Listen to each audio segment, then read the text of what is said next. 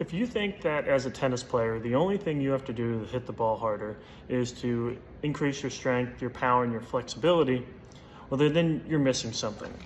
As I'm going through this article here, which is talking about energy flow in their terms, but it's the sequence in which you use your different body parts. And if you use them too early or too late, you're using them less efficiently than you could.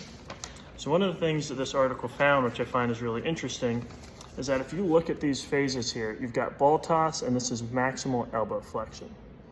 They divided these people into two groups through a questionnaire, the injured and uninjured. And the athletes that did not get injured, they generated most of the torques and forces from ball toss to maximum elbow flexion. Then you conversely went and looked at the injured players, and they actually generated most of their force to the shoulder and arm from this most pointed down racket position to this maximum shoulder external rotation position. So just by generating those forces later, and similar, even though there were similar amounts of forces, generating them later, they actually put more torque on their shoulder, on their elbow, and ended up with significantly more injuries than the group they were comparing to.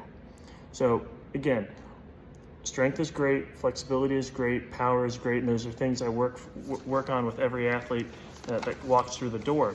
But you have to understand this sequence and the way you generate forces and make sure you're learning to do that efficiently if you want to stay uninjured and if you want to perform at the highest level.